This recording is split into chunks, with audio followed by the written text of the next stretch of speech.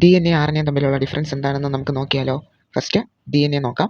D N എയുടെ full form deoxyribonucleic acid എന്നാണ്. D N എയിലുള്ള sugar deoxyribose ആണ്. D N A made ചെയ്തിരിക്കുന്നത് adenine, thymine, guanine, cytosine ATGC എന്ന് പറയുന്ന nitrogen bases അല്ലെങ്കിൽ ബേസ് പെയേഴ്സ് കൊണ്ടാണ്. D N A double stranded ആണ്. പല ഓർഗാനിസത്തിനും, ഹ്യൂമൻസ് അടങ്ങുന്ന പല ഓർഗാനിസത്തിനും ഡി എൻ എ ആണ് അവരുടെ ജെനറ്റിക് മെറ്റീരിയൽ എന്ന് പറയുന്നത്. ഡി എൻ എയിൽ ബേസ് പെയേഴ്സിനോടൊപ്പം തന്നെ ഷുഗർ ഫോസ്ഫേറ്റ് ഗ്രൂപ്പും ഉണ്ട്. ഡി എൻ എ എന്താണ്? ന്യൂക്ലിക് ആസിഡ് ആണ്. ഇത് സെൽഫ് റെപ്ലിക്കേറ്റിംഗ് ആണ്, അതായത് സ്വയം ഡിവൈഡ് ചെയ്തുകൊണ്ടേയിരിക്കും. പിന്നെ ഒരു ജനറേഷനിൽ നിന്നും മറ്റൊരു ജനറേഷനിലോട്ട് ഇൻഫർമേഷൻ പാസ് ചെയ്യുന്നത് ജെനറ്റിക് മെറ്റീരിയലും ഡി എൻ എ തന്നെയാണ്. പിന്നെ എന്താണ്? മ്യൂട്ടേഷൻസ് ഒക്കെ അങ്ങനെ അധികം നടക്കാറില്ല. പിന്നെ ഇത് ഹൈലി സ്റ്റേബിൾ ആയിട്ടുള്ള ജെനറ്റിക് മെറ്റീരിയൽ ആണ്. അടുത്തിനി ആർ എൻ എനെ പറ്റി നോക്കാം.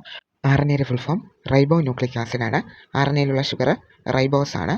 പിന്നെ എന്താണ്? ആർ എൻ എ മെയ്ഡ് ചെയ്തിരിക്കുന്നത് അഡിനിൻ, തൈമിനെ റീപ്ലേസ് ചെയ്തുകൊണ്ട് യുറാസിലാണ്. പിന്നെ ഗ്വാനിൻ, സൈറ്റോസിനും ഉണ്ട്. ഡി എൻ എയിൽ അഡിനിൻ, തൈമിൻ, ഗ്വാനിൻ, സൈറ്റോസിൻ ആണെങ്കിൽ ആർ എൻ എയിൽ വരുമ്പോൾ അഡിനിൻ, യുറാസിൽ, ഗ്വാനിൻ, സൈറ്റോസിൻ. അതിൽ തൈമിനെ റീപ്ലേസ് ചെയ്തുകൊണ്ട് യുറാസിൽ ആർ എൻ എയിൽ വരുന്നുണ്ട്. പിന്നെ എന്താണിത്? സിംഗിൾ സ്ട്രാൻഡഡ് ആണ്. D N A double stranded ആണെങ്കിൽ R N A single stranded ആണ്. ഇതെന്താണ്? വൈറസസിനൊക്കെയാണ് കാണുന്നത്. ഹ്യൂമൻസിന് ഇതല്ല ജെനറ്റിക് മെറ്റീരിയൽ. ഹ്യൂമൻസിൻ്റെ genetic material R N A അല്ല, ഡി എൻ എ ആണ്. ആർ എൻ എക്ക് സ്റ്റെബിലിറ്റി കുറവാണ്. അതുപോലെ തന്നെ മ്യൂട്ടേഷൻസ് കൂടുതലും നടക്കുന്നതും ആർ എൻ എയിലാണ്. ആർ എൻ എയുടെ റോള് പ്രോട്ടീൻ സിന്തസിസ് ആണ്. Different types of R N A ഉണ്ട്. mRNA, tRNA, hRNA, D N A നമുക്ക് എന്താണ്? ന്യൂക്ലിയസിൽ കാണാനായിട്ട് സാധിക്കും. ആർ എൻ എ സൈറ്റോപ്ലാസത്തിലും പിന്നെ എന്താണ്? റൈബോസോംസിലും ന്യൂക്ലിയസിലും ഒക്കെ കാണാനായിട്ട് സാധിക്കും.